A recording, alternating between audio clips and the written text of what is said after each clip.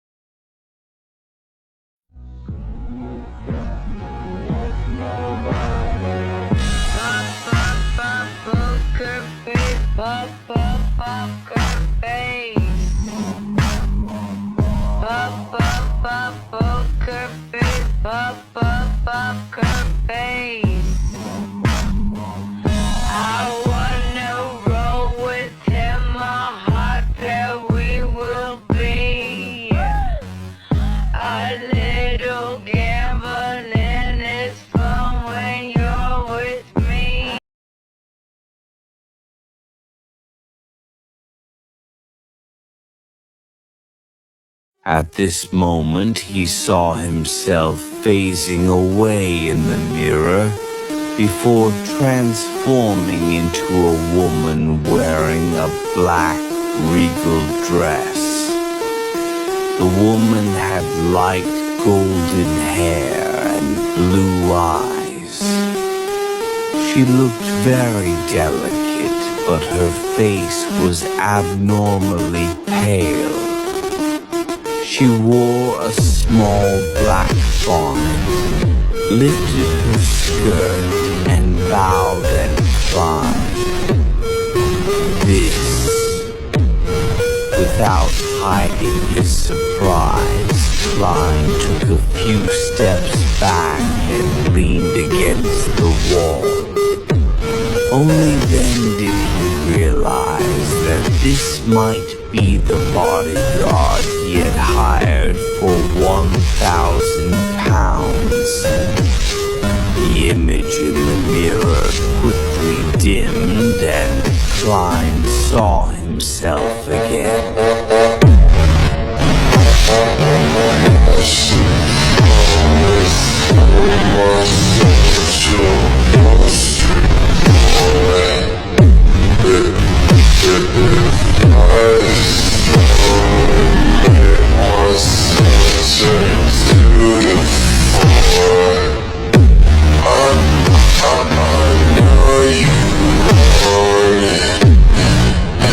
Baby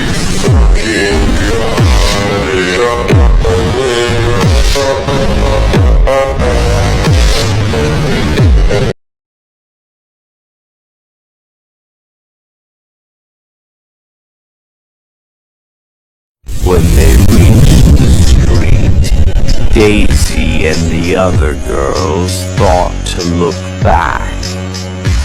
Looking back, they could just barely make out an imposing figure standing upright on top of the evil building. It was clad in full black armor, and it wore a black crown.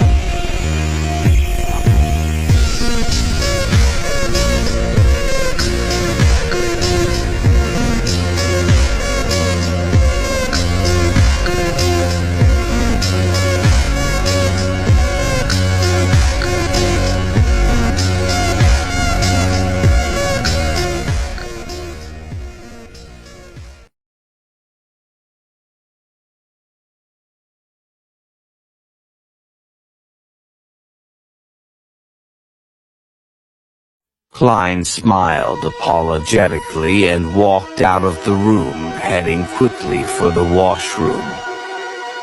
Inside, he selected the cubicle closest to the window, sat on the toilet, and locked the wooden door behind him. He bent down, the corners of his mouth curving into a silent laugh.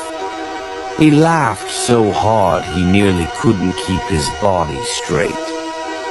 A drop of sparkling liquid fell onto the ground from his laughter. Klein had confirmed that it was Lena's.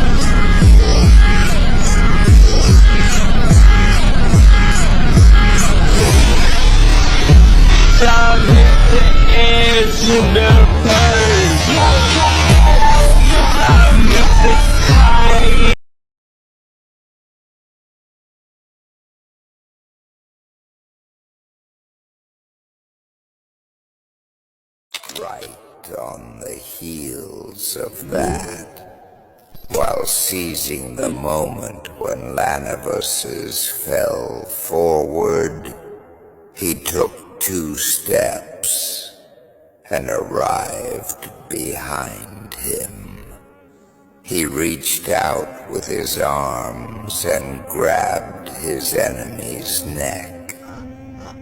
Klein's arms exerted force, and he suddenly turned around, twisting Lanavus's neck. After doing all of this, he took 2 steps back and looked at his enemy. With the card embedded in him, Lanavus looked ahead weakly as he slumped to the ground. At the same time, he was very confused and asked in a staccato manner, "Why do you want to kill me?" With his clown mask on, Klein stared at his archenemy and replied indifferently, "No reason."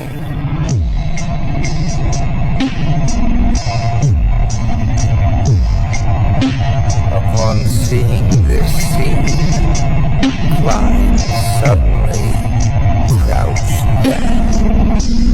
He laughed crazily with a suppressed voice. The clown mask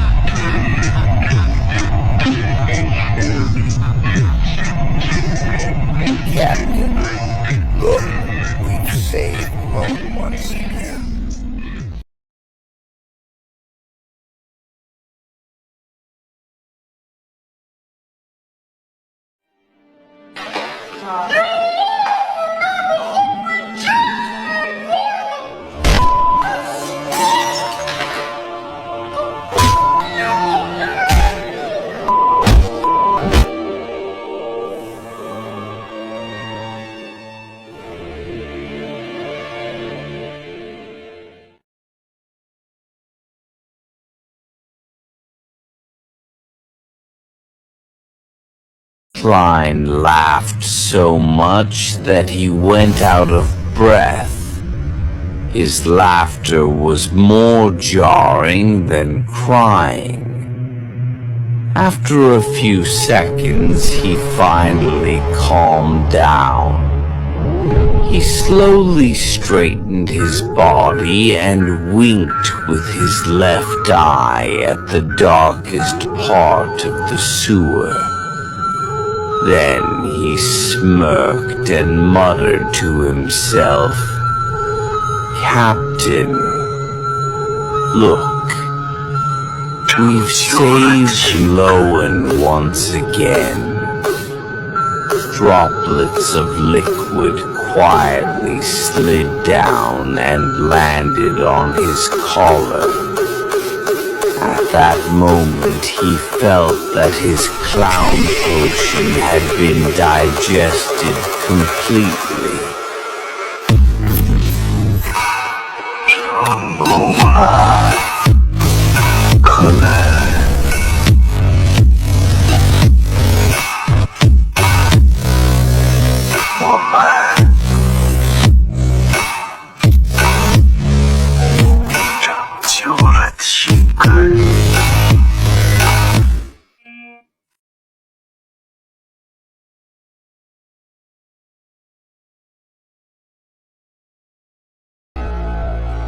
Sir, you dropped this. Thank you. Thank you. I can't live without this old friend. Klein had no intention of exchanging pleasantries and was about to leave when he saw the man bend down and pick something up from the ground. It was a dirt-covered apple core. The man stuffed it into his mouth. I haven't eaten in almost 3 days. This sentence struck Klein's heart, leaving him indescribably moved. He silently sighed. Sorry, I didn't introduce myself just now. I'm a reporter, and I'm currently writing about homeless people. Can I interview you? Let's go to the cafe up front.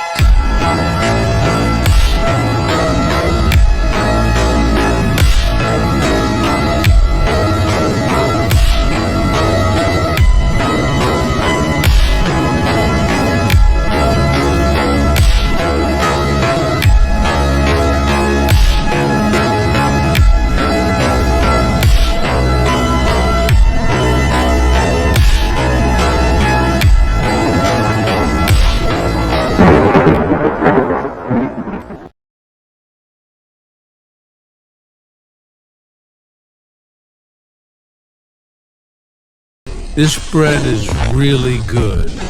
Finally, some peace. Of course. Good morning, Mr. Moriarty. Mr. Stanton, this already sounds like trouble. I would like to cooperate with you on a case. The recent serial murder case. A serial murder case? Then definitely no. The police are involved. The police are involved? Great. Then they don't need me. I'm already busy with another troublesome case. I don't have time for dangerous work. The reward is 2,000 pounds. Let's go.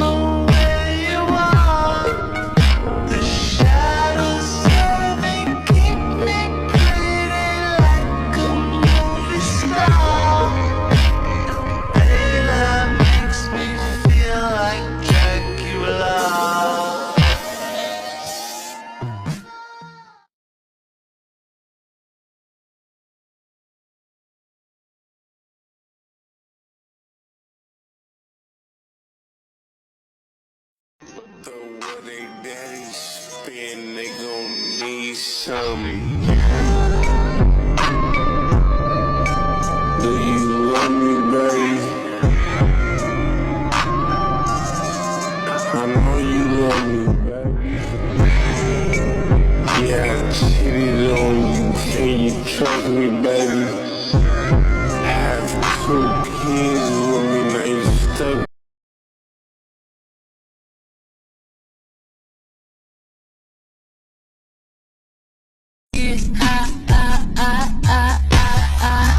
40, 80 out the trap. Hit it with the rap. Put it on the map. Hit me right back. Call me when you wanna get high. 20 Montana with the rap. Double C's on my back. Double G's on my dash. Nigga, I'm bad. I'm bad when you wanna get high.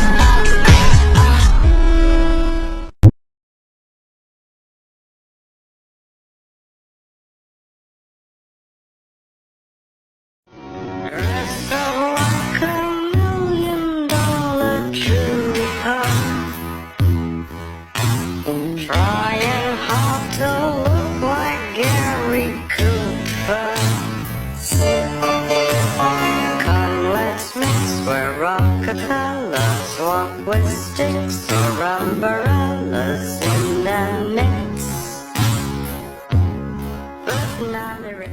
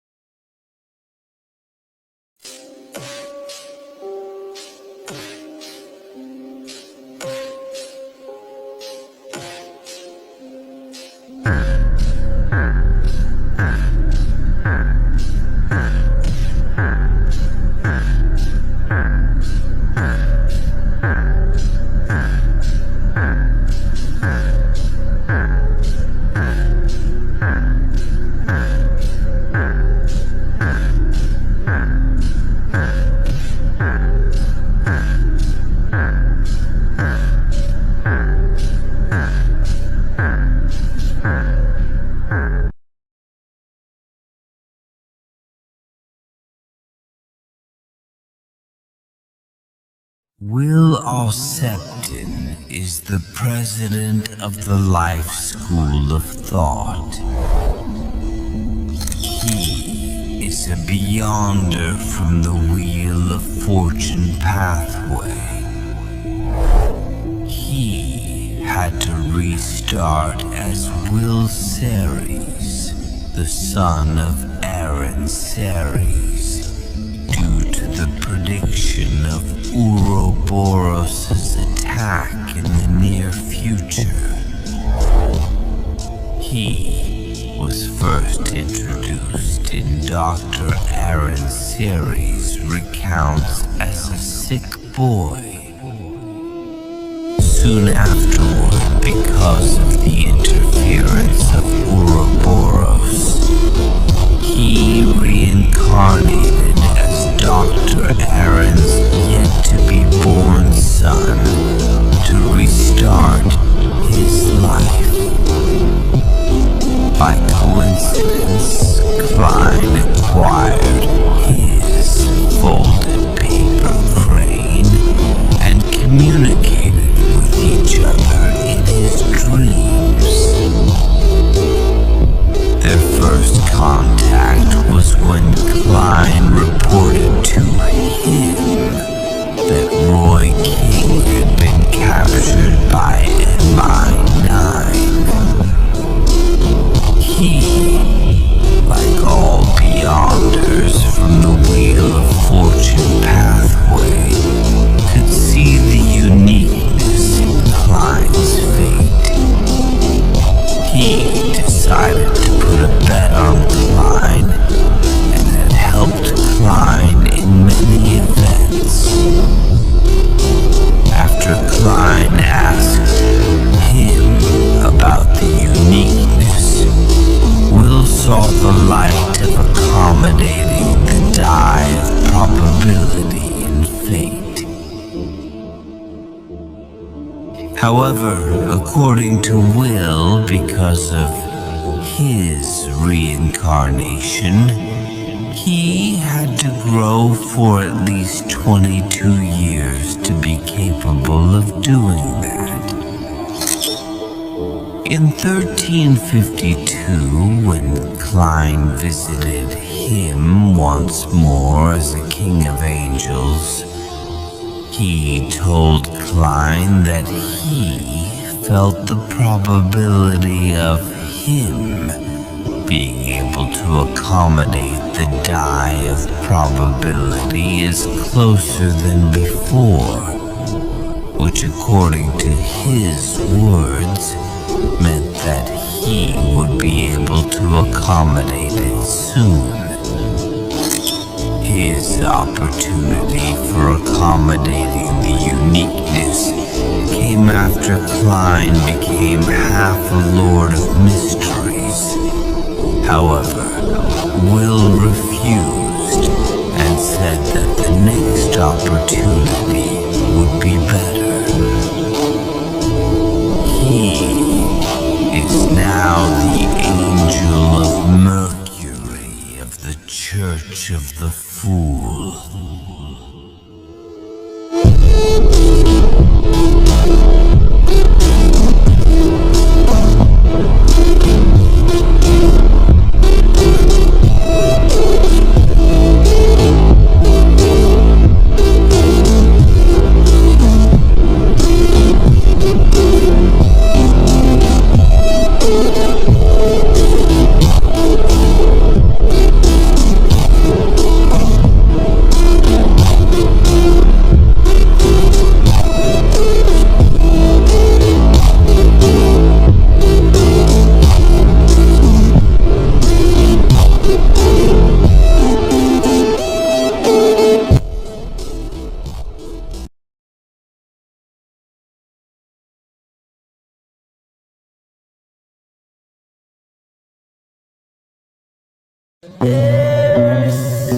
Okay, next time I have a premonition.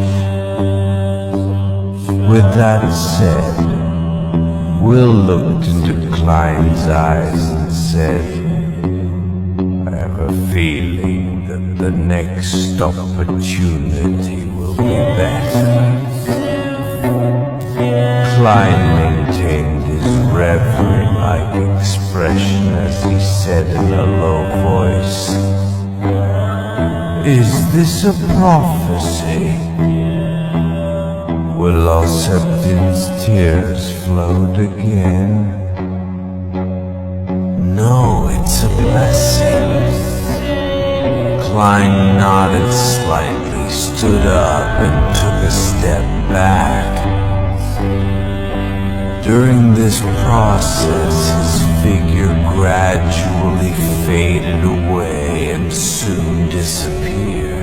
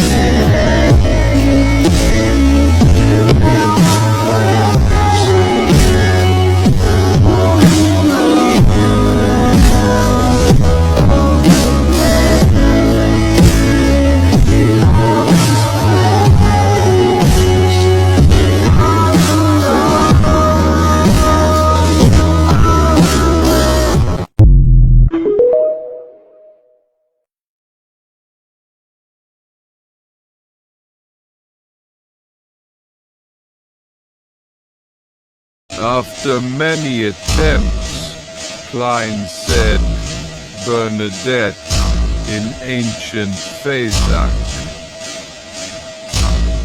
Suddenly, the bookmark in his hand started to sink. It immediately turned into an invisible whirlpool which wildly absorbed Klein's mental energies. The image of Roselle on the bookmark changed to an entirely new image. And soon, the blasphemy card turned into a three-dimensional miniature book.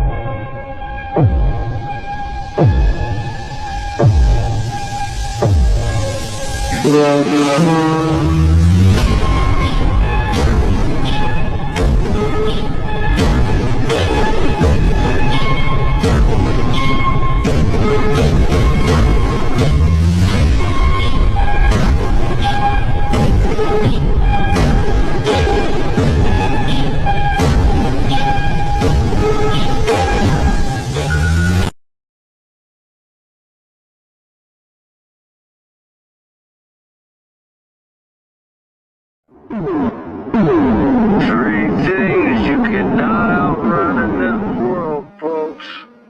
Death, taxes, and me. Member on this song is Philip Graves. Call sign Shadow 01. He's a dog.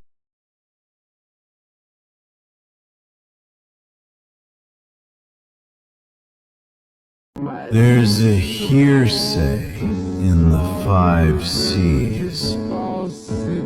I'd rather come face to face with pirates, admirals, raven kings than run into a bloke. Frank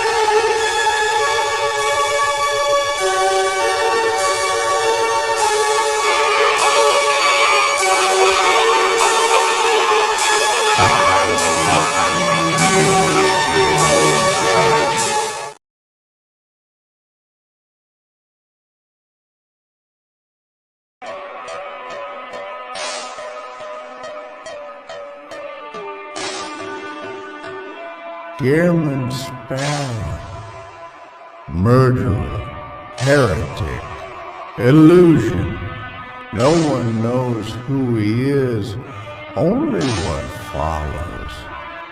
He appears and names begin to die. Some say he's a hunter, others say he's them. Nothing. I am the flaw in your calculation. I am necessity. I am an act without cause, without remorse. I'm the answer when it's too late to ask. The one who comes when you think it's over. A whisper that brings death. I was before you. I will be after. I am the end.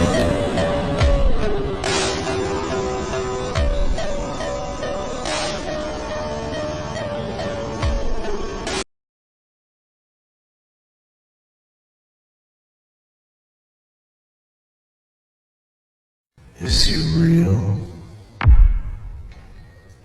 Who knows? Who's next? Maybe not tonight, maybe not tomorrow,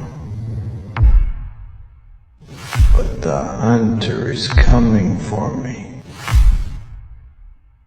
and he's coming for you.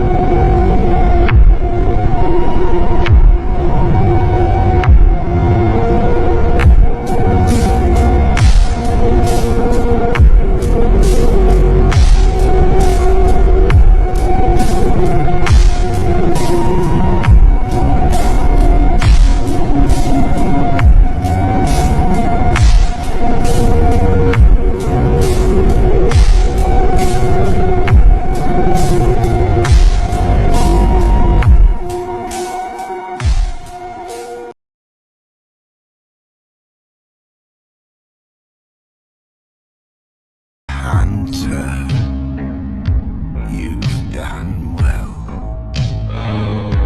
The night is near its end. Now, I will show you mercy.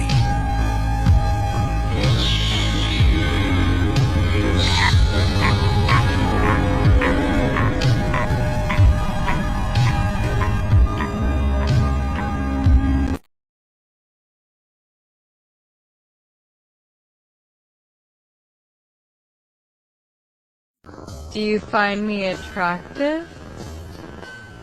Gammon Sparrow in a husked voice replied, "Your bounty is quite attractive."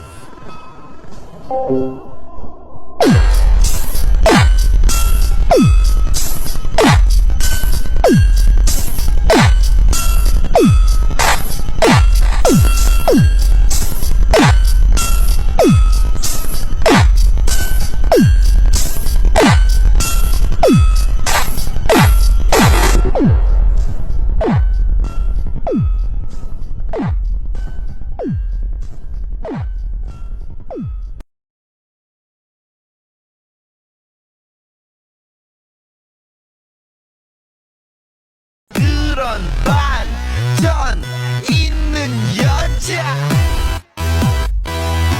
나는 선어해 낮에는 너만큼 따사로운 그런 선어해 커피 식기도 전에 원샷 때리는 선어해.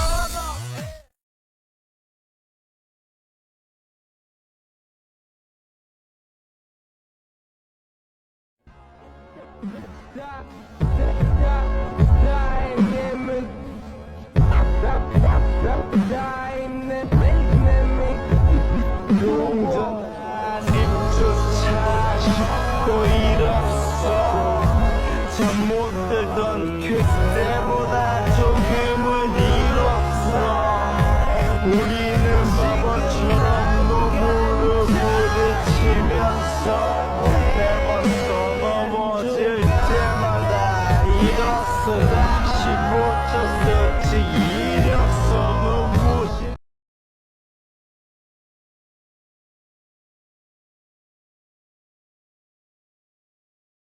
It's no wonder there are rumors of him liking a wide range of women. A crazy murderer and adventurer like Gammon Sparrow definitely is a good match with a pure and innocent girl. As a spectator, Audrey couldn't help but imagine that.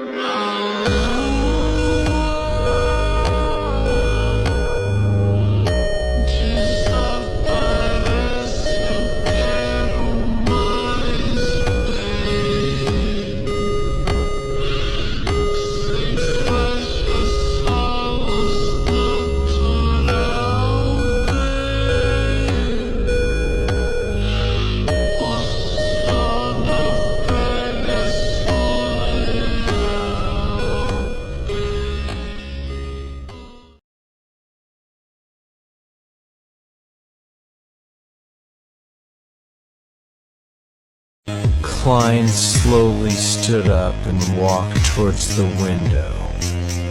It was dark outside. Howling winds and pouring rain. It looked as if the end of the world had arrived. Thinking of what he was going to do next, he couldn't help but feel he was acting in a certain sense. Smiling, he muttered to himself in a low voice, "Tonight, German Sparrow joins the hunt."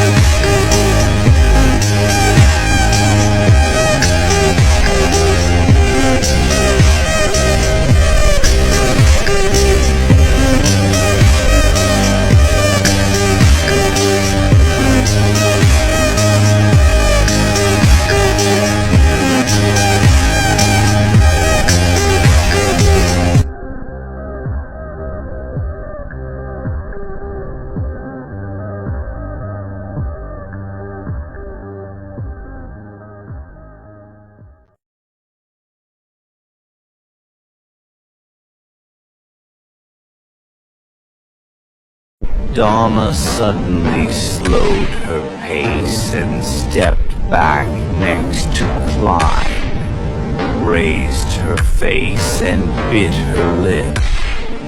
Uncle Sparrow, since that kind of power definitely brings about threats and madness, well, why did you choose to have him? She had thought about this question for a long time before finally mustering the courage to ask.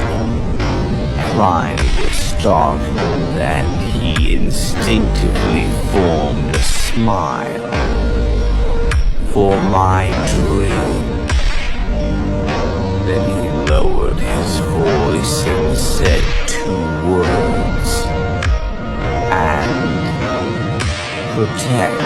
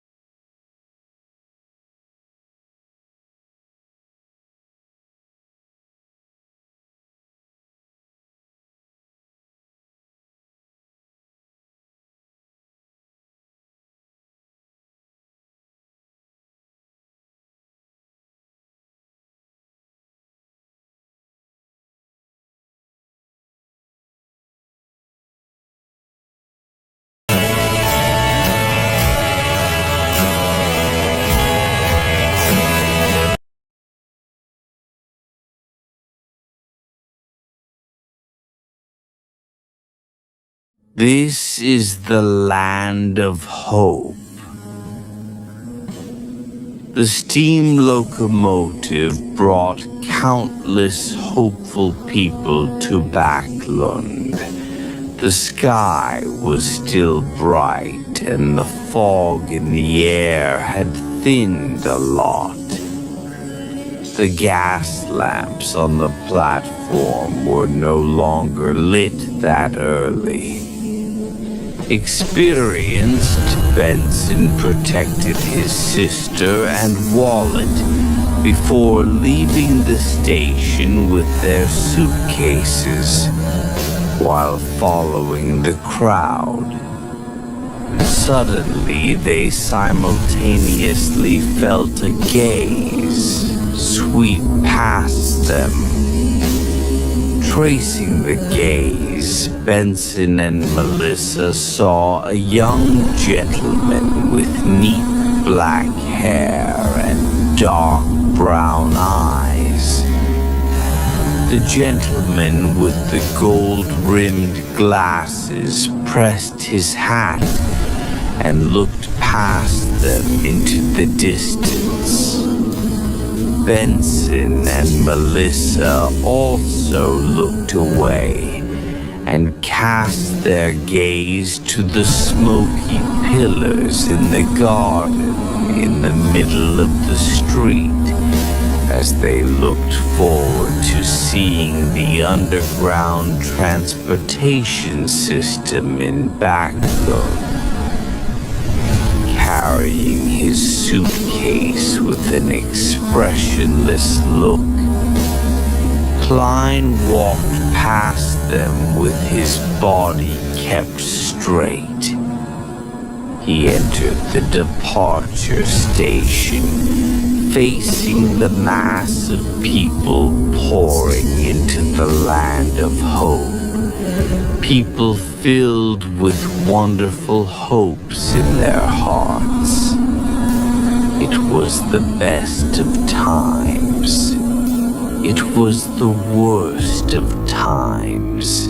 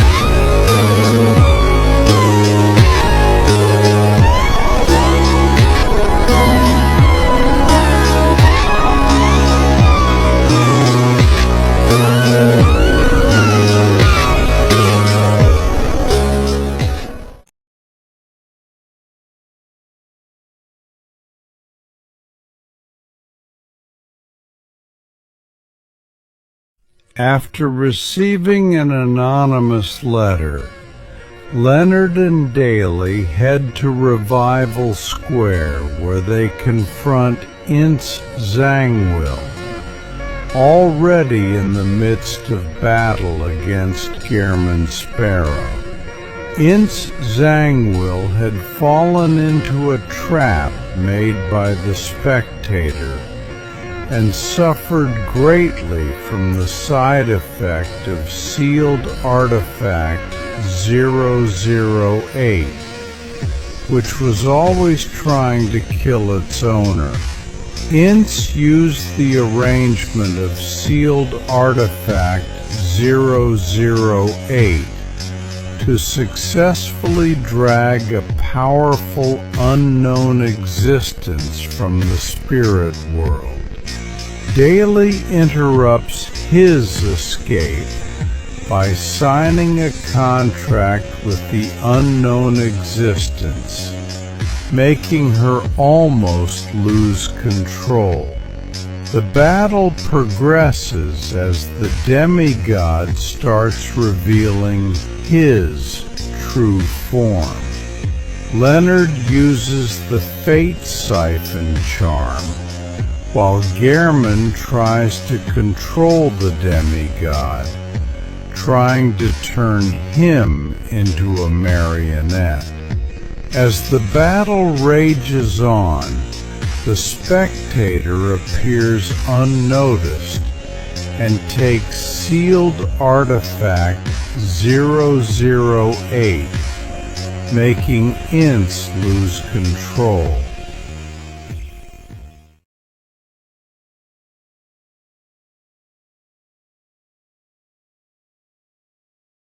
Ince Zangwill's head completely exploded, and like a smashed watermelon, the fragments and the juice splattered everywhere. Death knell had sounded the knell for him. It was none other than Klein.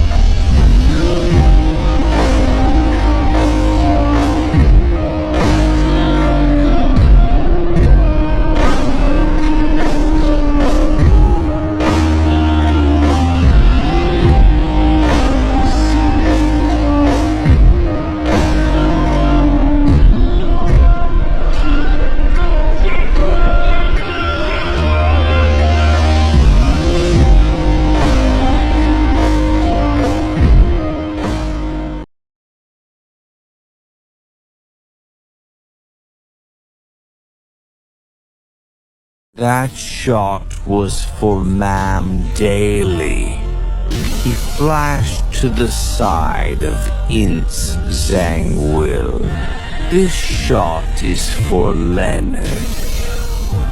This shot is for Magose. This shot is for the keepers. This shot is for the destroyed Blackthorn Security Company. This shot is for all the Nighthawks. This shot is for me. Finally, Klein flashed in front of Ince Zangwill. He then held Death Knell to his face. His brown eyes had blurred up.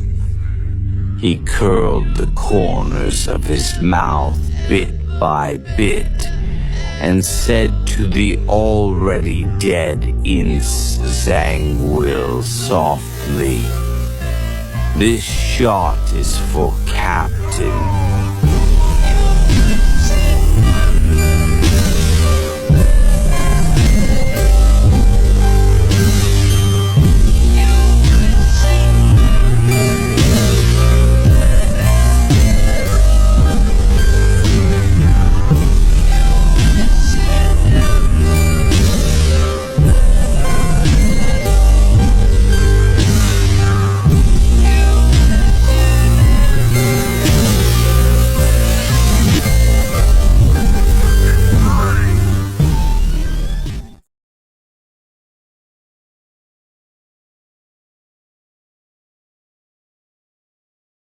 The lady was already on the brink of losing control. She said in a daze, "I don't want to become a monster." "All right." Klein looked at her with a sorrowful gaze as he quickly thought of the means to rescue a rampager.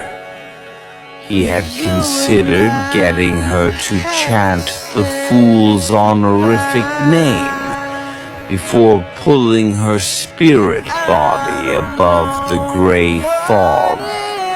But with her body already mutating, it was apparently useless.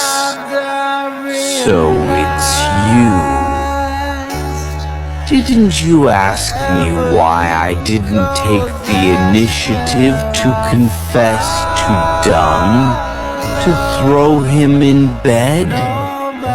She gasped for air and said with a bitter smile, "I had indulged myself too much in the past.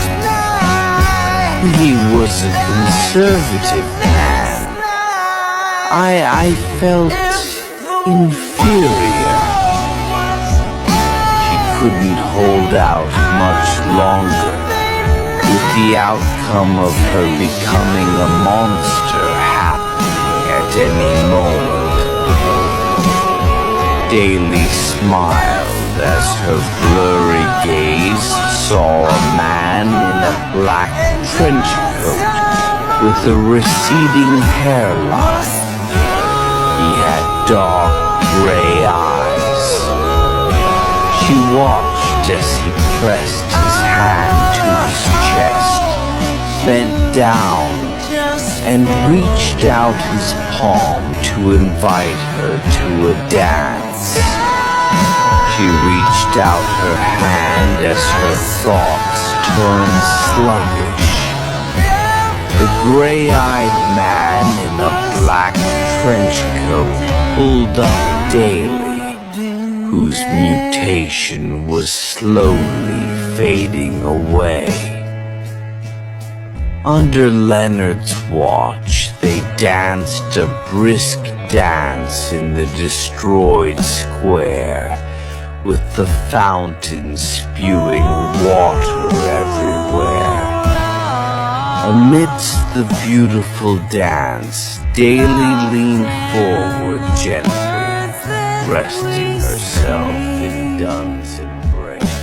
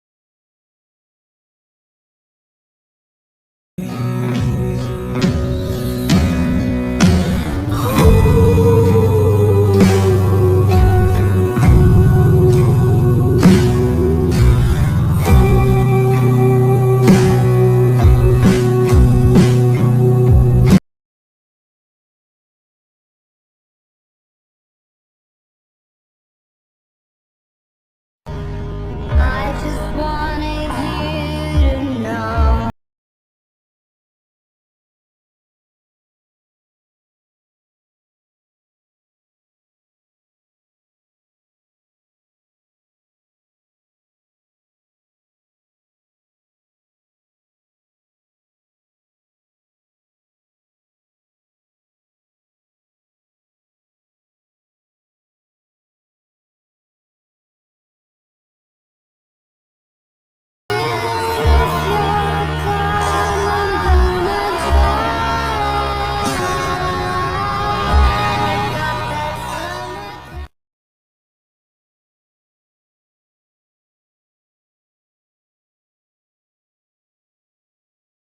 By the time Leonard reacted, he saw numerous towering stone pillars, as well as a towering palace that looked like a giant's residence above the endless grayish-white fog that was being propped up by these stone pillars.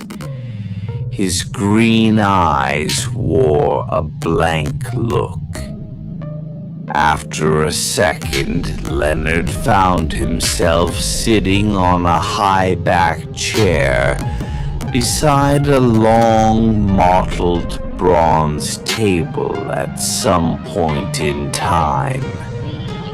Beside him and opposite him were high-backed chairs that exuded solemnity. And at the end of the long mottled table, where the seat of honor was, a figure was shrouded in thick gray fog. The figure was leaning into his seat leisurely, as though he was overlooking everything.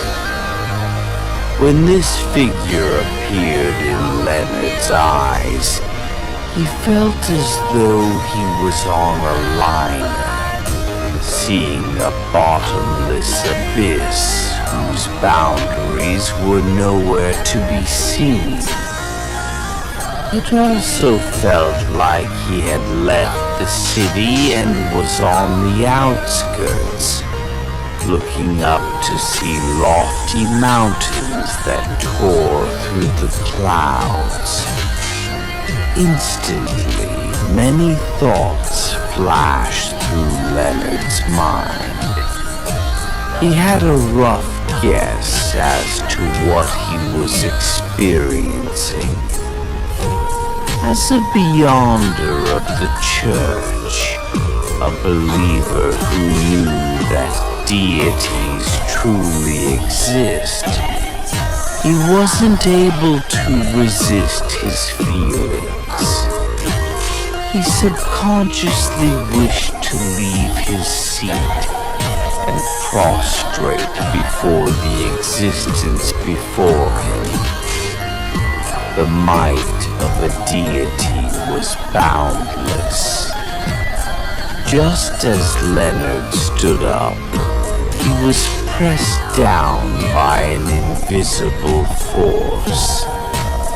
A slow and calm voice resonated in his ears. There's no need for such trouble. You can call me Mr. Fool.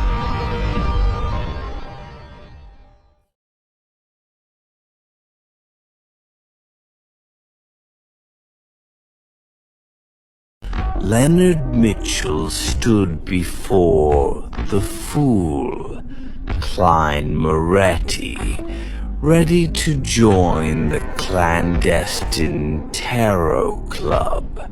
As tradition dictated, he was to select a card representing his new identity. Klein presented a deck, and Leonard drew the star card. Though it didn't align with his personal taste, he accepted it without question. After Leonard's departure, Klein chuckled, revealing that every card in the deck was the star. This subtle manipulation was more than a jest. It was a deliberate act of guidance. Klein recognized that Leonard was under the preliminary parasitic influence of Palazoroast, a Sequence 1 angel of the Marauder pathway. By assigning the star card, a symbol of hope and renewal, to Leonard, Klein aimed to inspire resilience and a path toward liberation from this influence. In this quiet moment, the star card became more than a symbol. It was a beacon of hope, a silent promise of the light that could guide Leonard through the shadows enveloping his soul.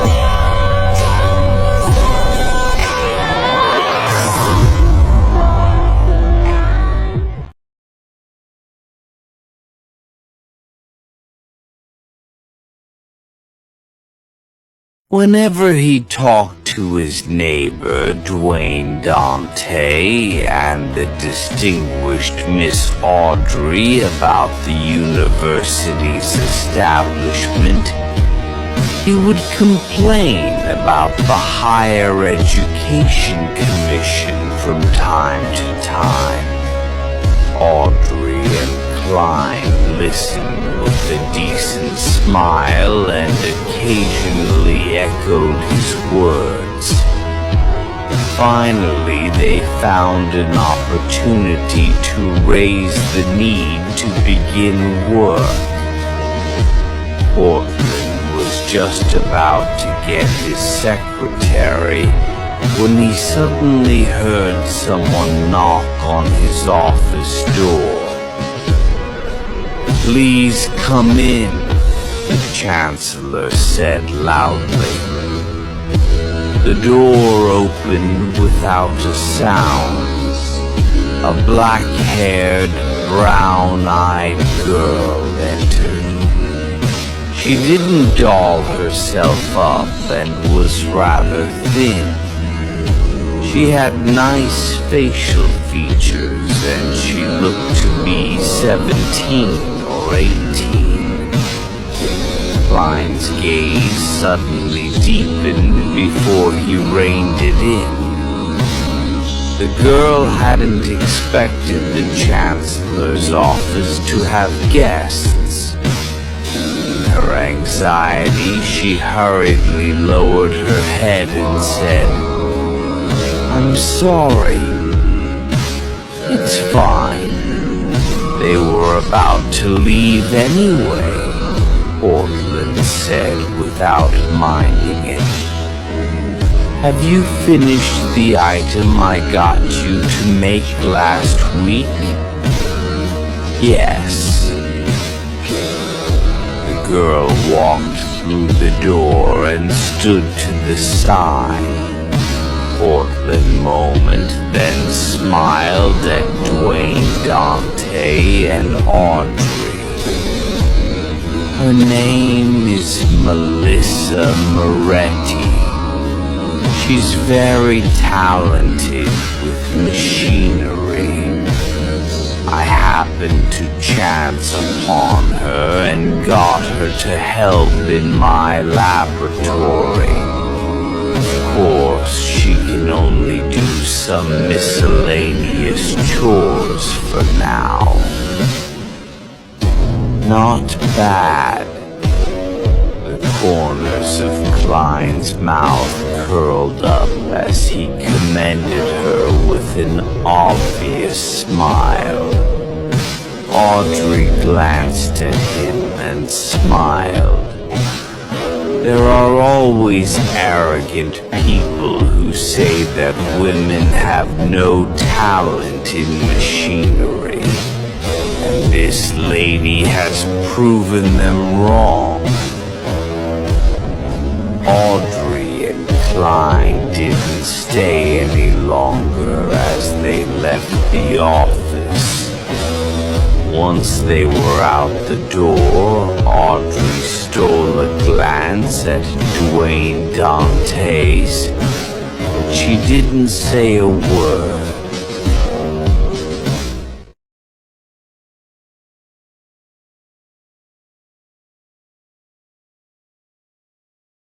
Dwayne Dante is an identity.